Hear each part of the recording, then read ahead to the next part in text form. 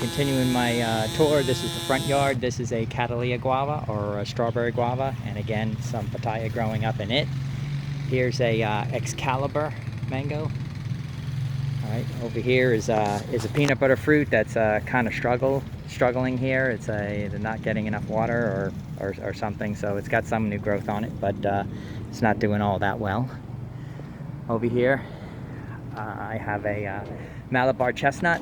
This is really designed to be a big tree. I'm trying to experiment here and keep him small because he's nice looking. You know, it's got the fancy trunk like a desert rose would have, and just trying to experiment with keeping him small. Here's another mango in the back here, in the front rather, a Fairchild mango. You can see I have some pitaya there. Here's another mango. Here's a little bit of an experiment I did. I had a papaya growing wild here, and he was blocking my sprinkler, so I kind of cut out the center of it, and it just kind of branched. And what it did is I'm going to zoom in here. The center's gone, and it just shot up 4 or 5 leaders, and those leaders have all become major branches which have held fruit. So it was a little bit of an experiment, and I kind of kept it just because it looks so unique. It looks, you know, kind of weird, but cute in a Cabbage Patch Kid kind of way, I guess, if you remember those back from the 80s. So over here's another jackfruit. Here's a pineapple, but this is another example. There was a pineapple as well, but this is a decorative pineapple. So that pineapple is not edible. So people say you're leaving fruit on the ground. Nope, that's not it's just a decorative pineapple. You can see they grow a lot better and look a lot prettier than your standard pineapples you eat, which I did harvest, and it was delicious. Here's another mamey. He's a little bit thick. I need to trim him back a little bit. I'm letting him grow because I had trouble with him getting enough sun, so I had to trim everything back, so he was okay. This is a great little fruit tree here. It's a star apple, Kamito it's called, and it's actually flowered, and I actually have some little fruit on it. I think I had some fruit on it. There we go. So you can see, I'll zoom in here. These are the little fruit, and this is a really nice tasting fruit. Here's another jackfruit.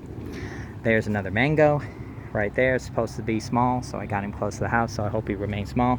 Here's another jackfruit here, and here's another star fruit.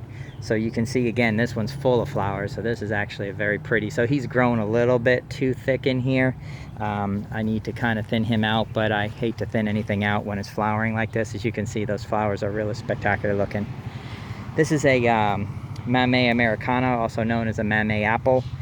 I'm hoping he grows. That produces a nice little fruit, and it's great because it's pretty. It's actually looks like a magnolia. As you can see, those leaves, those newer leaves, look kind of waxy and pretty. So that's how the tree looks when it's full grown. So over here is coffee.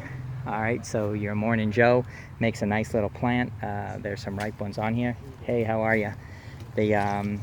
Over here it got some nice red fruit, and it's a decent tasting fruit. There's not much of it, and yes, you can grind those coffee beans, and it's you know, and it's kind of good. Have a bunch of aloe. Over here is a Japanese raisin that was here when I bought the house. It's struggled through the years. It's an old tree. It's died back here and there, but it produces a nice, neat little fruit. So I've kept it. Again, more aloe. So if anyone needs aloe, let me know. Here's a Jaboticaba, black Jaboticaba.